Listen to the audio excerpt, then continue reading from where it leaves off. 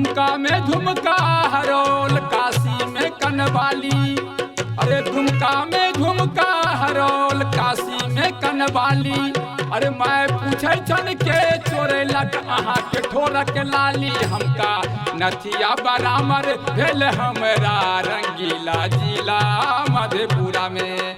हमर नथिया बरामर भेल हमरा रंगीला जिला पटना में। झुमका में झुमका हरोल काशी में कनवाली। झुमका में झुमका हरोल काशी में कनवाली। मैं पूछे छन के चोरे लग अहाँ के ठोरक लाली। गंगा नदिया बरामर भेल हमरा रंगीला जिला मधेपुरा में। हमर नदिया बरामर भेल हमरा रंगीला जिला मधेपुरा में।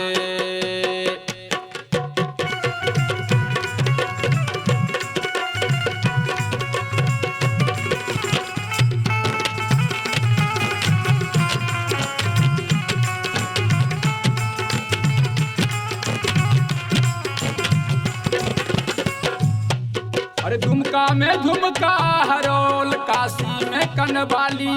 अरे झुमका में झुमका हरोल काशी में कनवाली।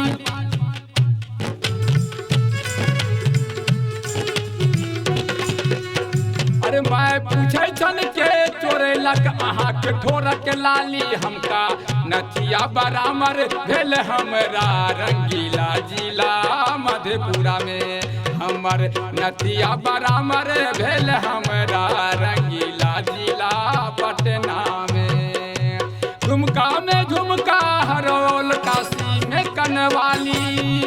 नथिया बरामर भेल हमरा रंगीला जिला मधेपुरा में। हमर नथिया बरामर भेल हमरा रंगीला जिला मधेपुरा में।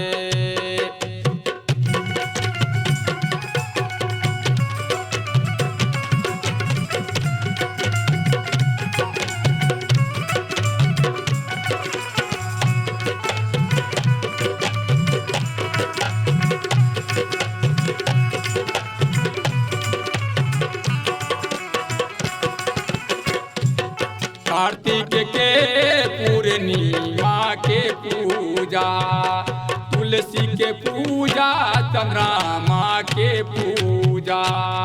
हमने सोचे छी राम अहाँ के निंदा। अयो हमने सोचे छी यहाँ के निंदा। हमने सोचे छी यहाँ के निंदा। हमर नथिया बरामर भेल हमरा रंगीला जिला मधेपुरा में। हमर बाली हरायल हमरा रंगीला जिला सीतामढ़ी में।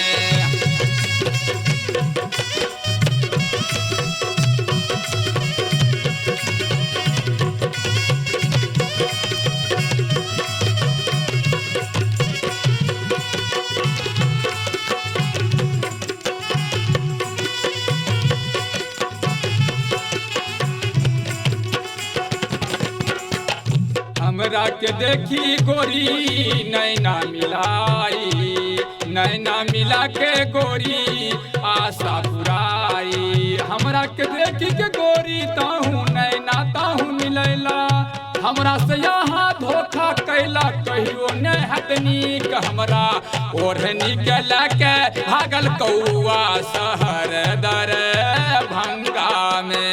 हमरा ओढ़नी के लके भागल कौआ सीतामढ़ी जिला में।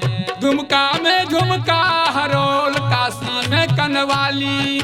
मैं पूछे छन के चोरे लक यहाँ के ठोरक लाली। हमका नथिया बरामर भेल हमरा रंगीला जिला मधेपुरा में। हमर नथिया बरामर भेल हमरा रंगीला जिला मधेपुरा में।